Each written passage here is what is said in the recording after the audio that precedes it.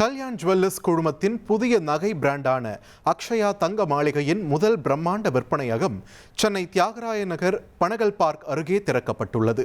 தமிழர் பாரம்பரியத்தை மையமாக கொண்டு தொடங்கப்பட்டுள்ள இந்த நிறுவனத்தின் விளம்பர தூதராக பிரபல நடிகர் சிவகார்த்திகேயன் இணைந்துள்ளார். திறப்பு விழாவில் பங்கேற்ற அவர், நமது கலாச்சாரத்திற்கும் மக்களுக்கும் முன்னுரிமை தரும் பிராண்டுடன் இணைந்திருப்பதில் மகிழ்ச்சி என்று தெரிவித்தார்.